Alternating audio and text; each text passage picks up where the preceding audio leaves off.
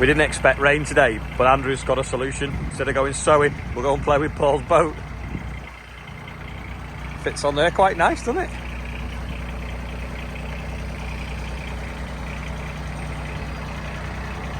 Aye, aye.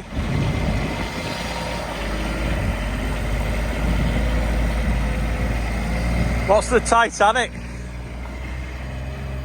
You see where you're going?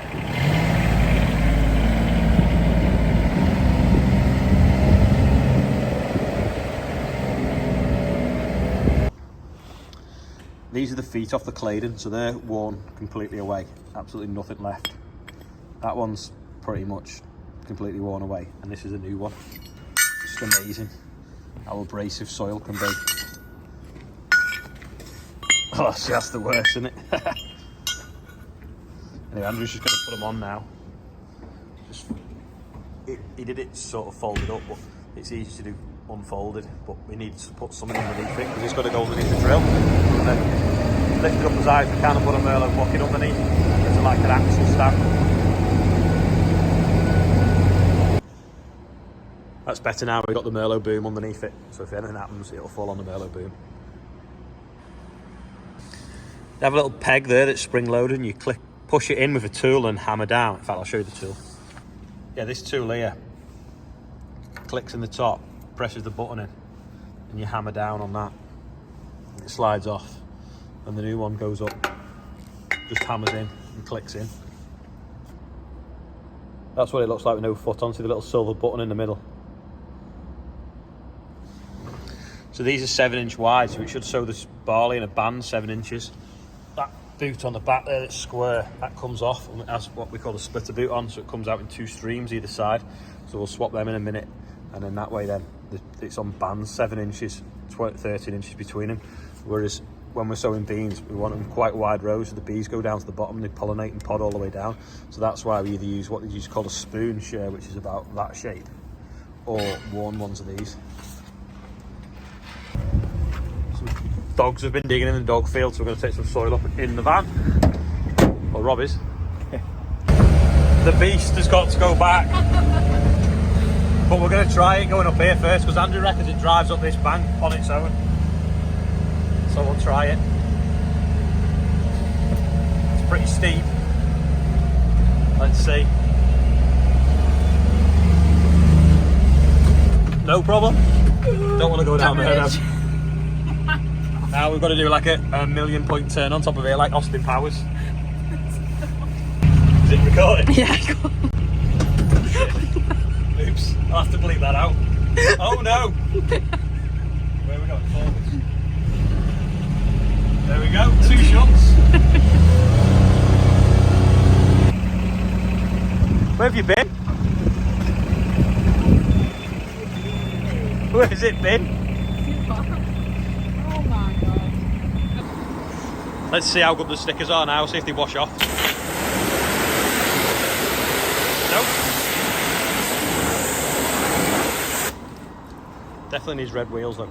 I was going to say it's really easy to wash until the jet wash decided to burst its pipe.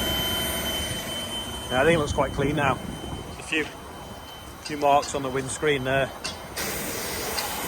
on the inside. I don't know whether it's Chester's nose, Andrew's nose, or Olivia's nose, because we did do a brake test. There we go. Rinse it out now. I should have parked it on a block one side. It does go out a little drain though, doesn't it? Like the shower. Yeah. Like the shower. You see the brush now? Get a little brush and then just push it out. I'm going to pull on that then, just rinsing the bit out. Be the jet. How good this driver is. Yeah, no problem. You got your seatbelt on? There she goes. Olivia Knievel. No, hold on, wait there.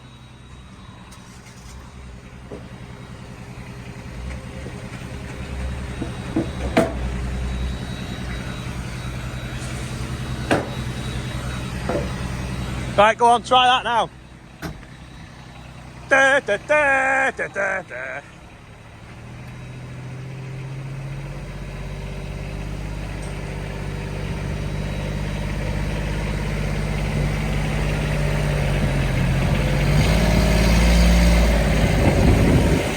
That is nuts. Oh no! Because the wheels are wet. Oh no, it's done it. Jesus.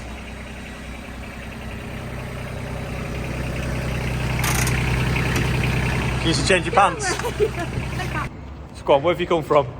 Come down from Cumbria. There we go. Having a quick look at the tractors. Don't forget, if you want to hire a moto, check out Northwest Motorhome Hire. The guy here today doing like a massive deep clean with some like industrial spec carpet, hoover, sofa cleaner thing.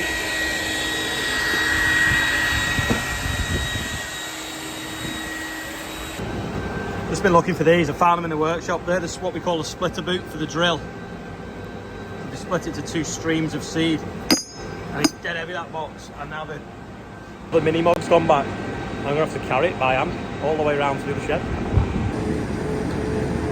Got some chip going out today. Hopefully it'll give us a bit more room in the yard. I think that's the second load already. Andrew's just loading it now. There's Anne off out with some straw. It's all done now, bit of mess on the floor, soil everywhere, so I'll have to go and brush all that off. Fill it up and calibrate it for barley as well. See how it's got the twin feet on it now. Twin outlets there.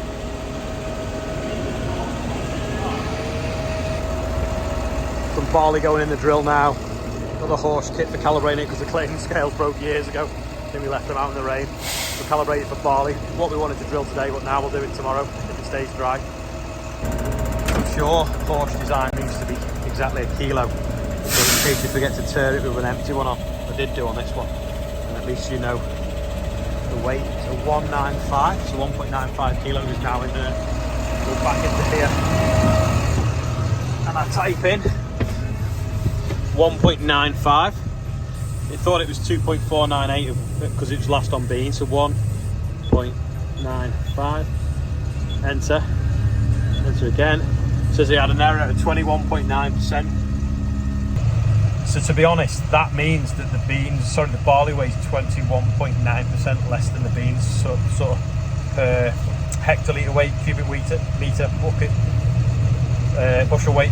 So when it goes around the paddle wheel, it's weighing less. So anyway, that's now calibrated for that. So we'll press enter, and then we're ready to go. I've just done another check weight just to make sure. It said it was 2.3 on the scales, and on there, 2.332. So that's pretty accurate. So I'll put in 2.3, 2.3, enter, and again, press enter again. Only a 1.4% error, which is just grain size, so that's perfect. So we're good to go now. As long as remember to shut the spout on the bottom where we've got the sample of seed out to weigh. But if you don't, it leaves the seed all in one line. Not that we've ever done that before. Black's a terrible colour to keep clean. Anyway, Andrew's giving it a quick swill off now. It's looking a bit cleaner. Not done that bit yet though. That's the bit that's been annoying me.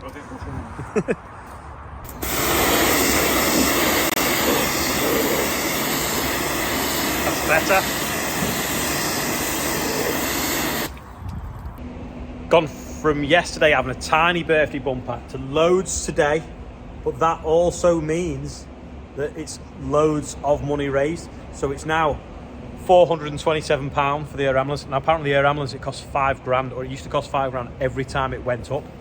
Anyway, with the cost of fuel, I can imagine that's now 8,000 maybe. So it's brilliant that we're raising this money for just you having to watch 25 seconds of me saying happy birthday to people.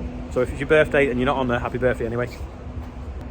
As you may have noticed, or I hope you've noticed, we've been wearing some like reflective clothing for the last week or so, and it's something that we always try to wear, but you're just finding the right quality and stuff that fits nice, is comfortable to wear all day without being dangly or poorly made or makes you really hot. Anyway, these sweaters are pretty good, and so are the coats. So we've been talking to the manufacturer about getting a deal together to try and buy on volume to make them more affordable for everyone else. So is anyone interested? If you are, leave a comment below just to try and gauge where we're going to be at, so that when we put the first order in, we can go with a little bit of clout. So let me know anyway if you're interested in the comments, or if you like it or you don't like it. It's 5:45. The yard has just dried off, but I don't know if you can see in the distance. You can't really. It's going quite grey and it's starting to drizzle. I hope it holds off because we're going to try and get drilling barley tomorrow. Anyway, we'll just have to see what the weather brings in the morning. We woke up this morning to 4-5 mil of rain. Wasn't expecting it, but it spoiled the day really. So a day of doing jobs in the yard, but at least we've not been rushing, sorting the drill out and getting it really set up. That is all for today. Thank you for watching, and I will see you all tomorrow. And here's a guest outro.